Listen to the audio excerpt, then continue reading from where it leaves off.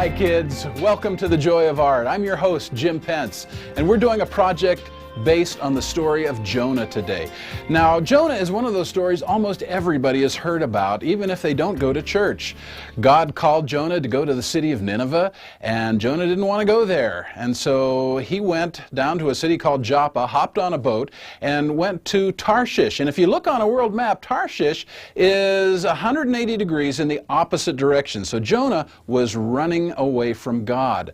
But God wasn't going to let Jonah run. And as that ship was out in the water, a storm came up, and the men on the ship didn't know what to do, and they were all praying for some kind of direction. And Jonah finally confessed and admitted to those men, "I'm the reason that this storm has come upon you. You better throw me overboard." And so they did that. They threw Jonah overboard, and we all know the story. This great big whale comes along and swallows Jonah, and he is in that whale for 3 days and 3 nights. Well, we're going to draw a picture of that whale, and then we're going to color it in with watercolors today. But we're going to add a special twist to that picture, and it's going to be a lot of fun. It's also going to be something that's going to help you remember what the message of Jonah is all about. Most people, when they hear the story of Jonah, they think that whale was God's punishment. And it really wasn't. And as we go through the picture today and work on the project, you'll see what that whale was really supposed to do. So let's find out what we have to have so we can do this project together. And let's sit down and get to work. Now first, you're going to need a pencil. Very simple. Okay, any pencil will do. You're going to need some paper. Now we're working with watercolor today, and watercolor means that you need a good thick piece of paper. If you go to any store that sells art supplies, you can find what's called watercolor paper, and it almost feels like cardboard. It's a little bit heavier than regular paper, but it's great because it's going to soak up a lot of water and enable us to do a really neat picture. Okay, so we're going to need our watercolor paper.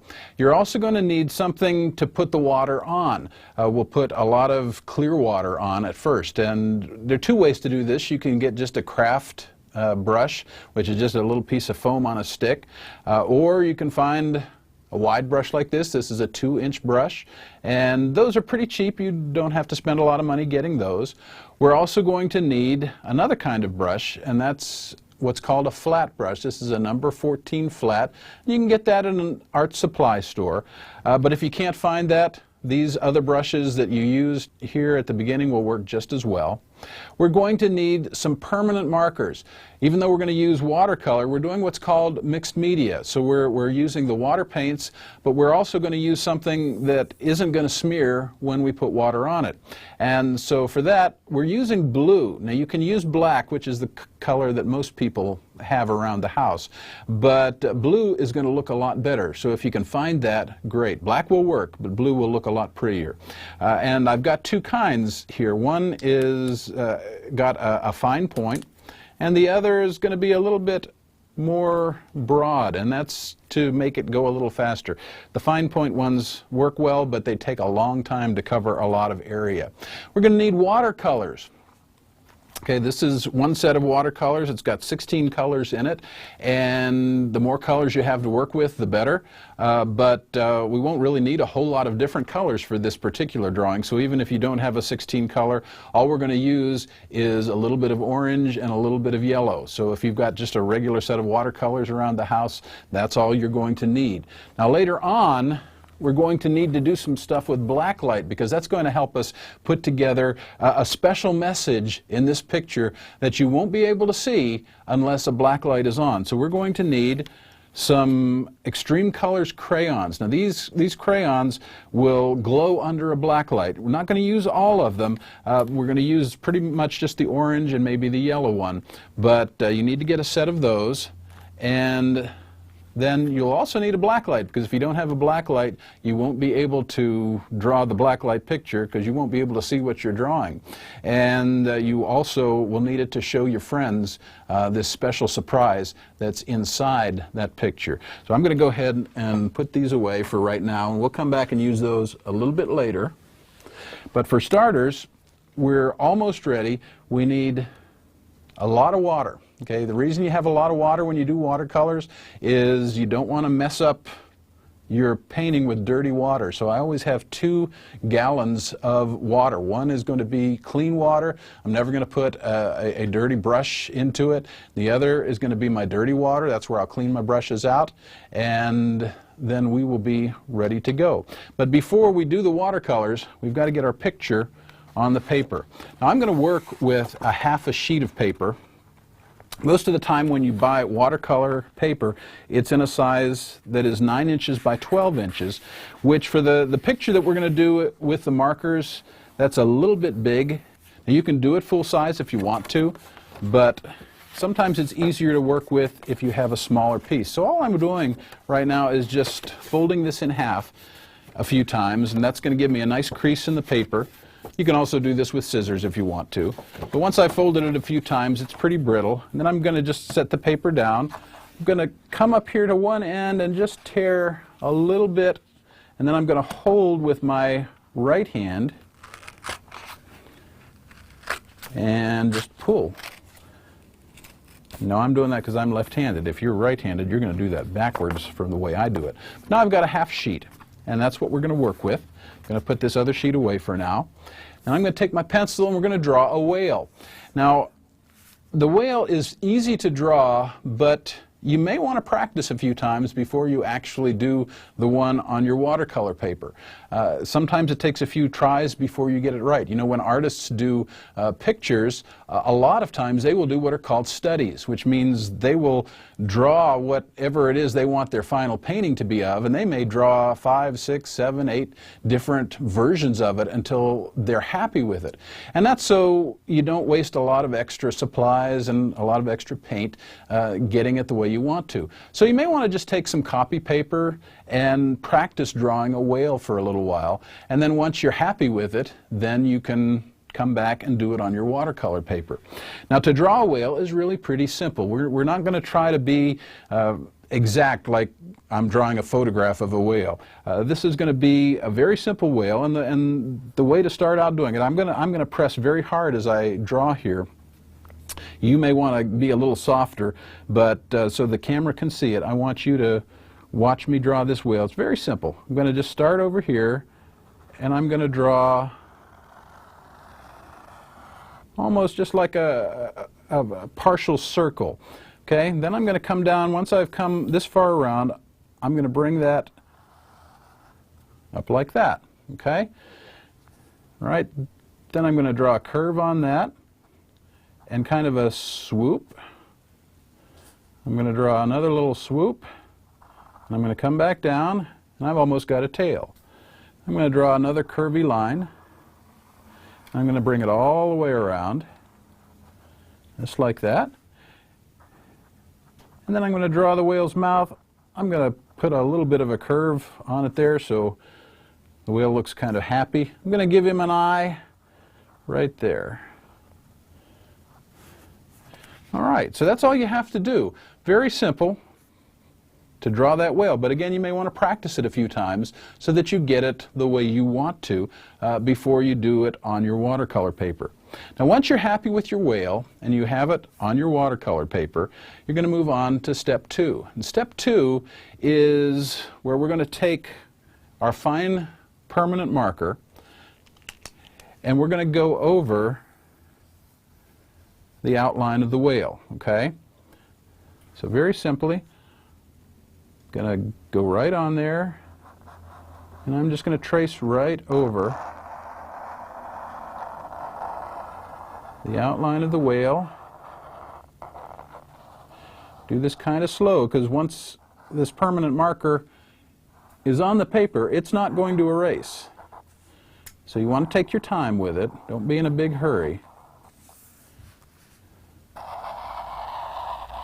We're going to come right around the bottom. And then I'm going to trace up the mouth and come out that way. I'm going to go around the eye, and I'm actually going to color that eye in. And then I'm going to draw several circles out here. These are just a few bubbles, and they don't have to be perfect. just so everybody knows the whale's underwater right now. All right, now you may want to pause and go and get this much done, and then we're going to come back in a few minutes and we'll take this to the next step because we've still got some more work to do with the markers. But go ahead and pause your DVD and trace your whale and draw your bubbles in, and then when you come back we'll move on to the next step.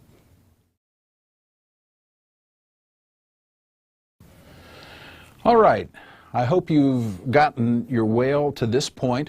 Now we're going to take it to the next step. Ultimately, we're going to color this whole background in blue, and we're going to leave the whale and the bubbles white.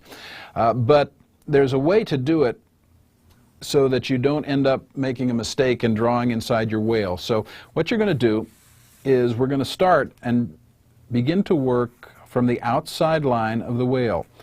What I'm going to do is I'm going to widen that. I'm going to start in close. I'm going to move a little bit sideways, and I'm just coming out a little bit like that. I'm not going to try to color the whole picture in right now. But what I'm going to do is move from close into the whale and bring that line out and make it a lot wider. And I'm going to do that all the way around. And the reason I'm going to do it that way, if I start out here and try to draw in, what could happen? Well, I might be going a little too fast and end up drawing inside the whale, and again, I can't erase this. So I want to start always close into the whale and draw out. Okay? With the bubbles, it's a little trickier, but I want to do the same thing. I'm going to follow that same circle of the bubbles. I'm going to start in close, and I'm going to come out. And then with the whale's mouth, I'm going to do the same thing. Going to be very careful. Try to fill that in there. And come out around.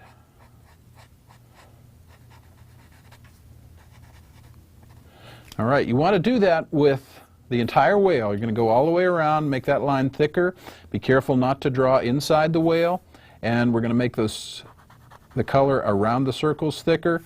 And once you have done all that, then we'll move on to the next step. So go ahead and pause your DVD, take some time, be real careful, don't rush this, and go all the way around the whale and the bubbles, and then we'll come back.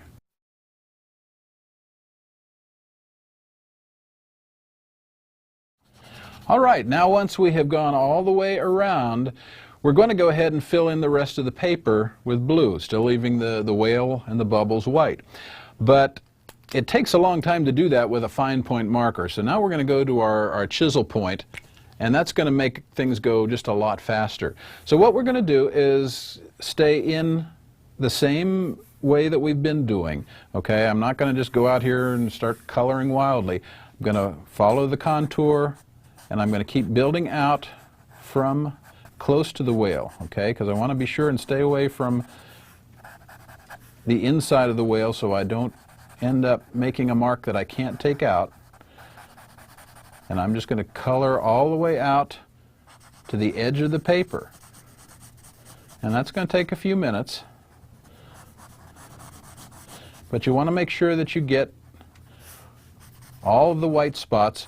A lot of watercolor paper tends to be rough. Like if I don't press real hard, sometimes it's going to leave little white spots and sparkles in there. I want to try to get all those out. So I'm going to color all the way out. Again, we're going to do the same thing around the bubbles, and again, we want to be very careful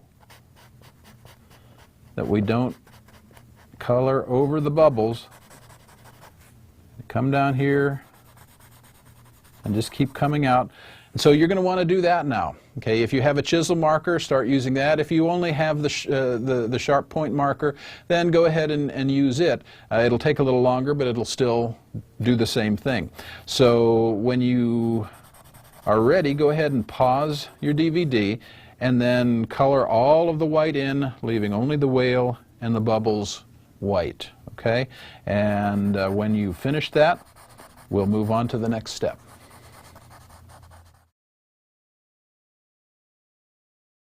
All right, have you got it finished? When you're done, it should look something like this. It should be nice and blue all the way through. Should have gotten pretty much all of your sparkle out. You got your bubbles coming up and a nice whale. Now we're ready to take the project to the next step, which is where we're going to use our watercolors. And we're going to, again, only use a couple of colors this time. We don't need a lot of different colors to work with. We're going to use mostly orange and yellow and maybe a little red-orange. Now you might be thinking right now, I've never seen an orange whale. Well, sometimes we call that artistic license. What we're going to do is make this a certain color so that we can use those blacklight crayons and hide the picture that we're going to put inside the whale. And so I'm going to be doing this whale kind of in an orangish yellow, and that's going to make it possible for me to draw in something that you really won't be able to see unless a black light is on. Now, another thing that's going to happen is when I use those watercolors, orange and yellow, well, if you know your color mixtures, if you mix yellow and blue, what do you get? You get green. Well, most people think of seawater as kind of a greenish color. So what that watercolor is going to do, it's going to take this blue that we've put on here, and it's going to give it sort of a seawater tint. So it's going to look more like an ocean. So the first thing that we've got to do is we've got to get the paper nice and wet, and then once we have the paper wet with just clear water, then we're going to come back in and we're going to put some color on there that's going to serve two purposes. It's going to make things look nice and seawatery, and it's also going to hide our picture, our invisible picture for us. I'm going to take the craft brush and I'm going to dip it into my clean water and just get it nice and wet, and then I'm just going to brush all the way over the paper. I want to get the paper pretty soaked.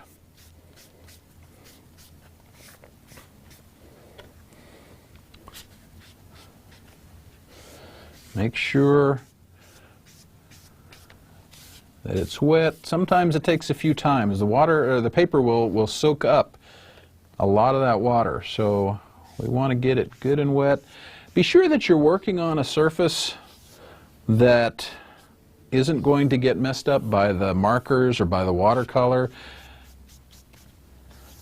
Don't just do it on your mom's best counter.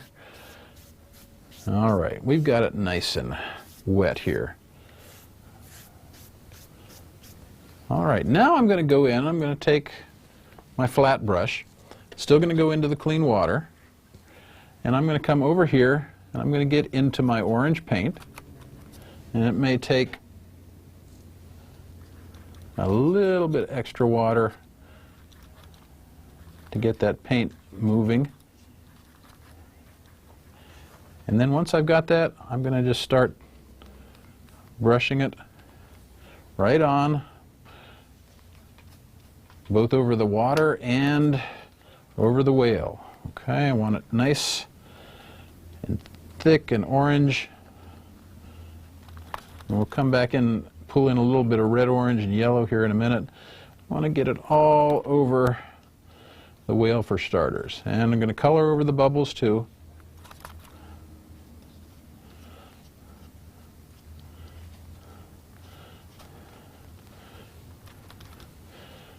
All right.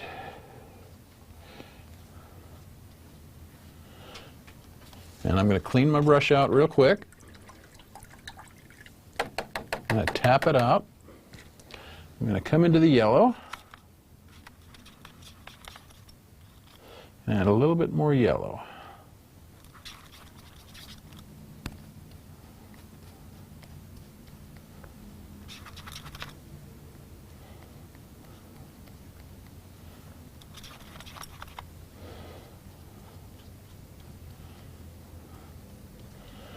I'm going to clean the brush out one more time. Tap it out. I'm going to come into the red-orange. I may need a little bit more water there.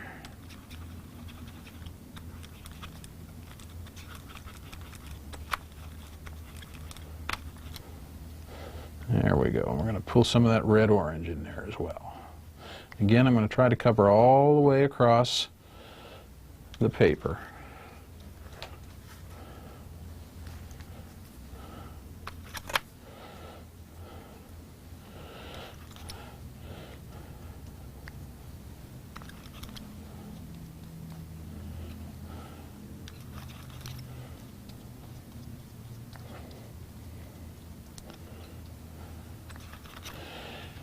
And once I have all of the surface of the paper covered, and I have my whale, I'm going to pull it across, pull my brush across a few times, try to get some of those water bubbles or those air bubbles out of there. And then I need to let my paper dry.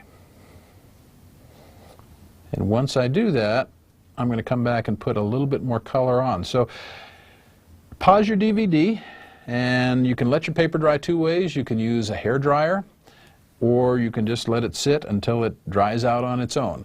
If you're going to use a hair dryer, be sure and get your mom's permission, and that will speed it up a lot, but you can just let it sit for a little while and it will dry out. But once you've gone through and gotten the color the way you like it, let the paper dry, and then we're going to put a little bit more color on top of it just to make it a little bit more intense. So pause your DVD and have fun with some watercolors. Well, by now your paper should be dry, and once it's dry, you'll see that the color dulls just a little bit, and that's normal with watercolors. So if you want to make the colors brighter and more vibrant, you're going to need to put a second coat on. And if you do that, then it's going to look more like this. Now, to get that second coat, you don't want to wet the whole paper this time. We want the paper to be dry, but then you're going to go back and do just like you did before, get into the red-orange and the yellow, and just go over the whole paper and then let it dry another time. Another reason that for this particular project that's important is we're going to be using an orange blacklight chalk, and the orange in the whale is going to hide the picture that we draw under the black light. So if you want to, you're going to take a few minutes and put another coat on there, and whenever you're ready and the paper is dry again, you need the paper to be completely dry before you use the blacklight crayons.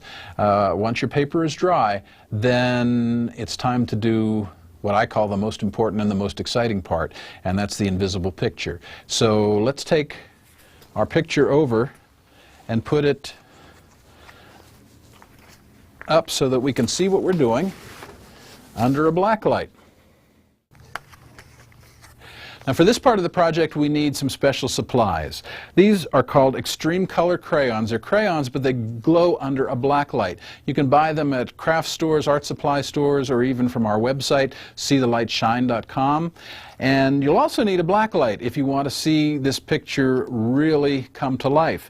And you can again get that from us at seethelightshine.com, or again, just about any craft store or store that sells bulbs and electrical supplies will have black lights. So let's get started on the black light project. All right, kids. This is the most fun part of the picture for me. We're going to use only two of the extreme color crayons. We're going to use Lemon Glacier and Sizzling Sunset. We're going to start with the Lemon Glacier and just go over the outline of our whale. So if you're doing this, you don't actually have to draw this part with a black light on. It's maybe a little bit more fun to do it that way. But just go right around the outline, and that way we can see the whale in the black light. Okay, you need to press down hard as you do this. Come all the way around, and that way you can see the whale. If you want to go into where his eye is and go around the circle of his eye, that way you can see that part too. You may have to go over the fish or the whale a couple of times to get a good strong outline. But that part's okay.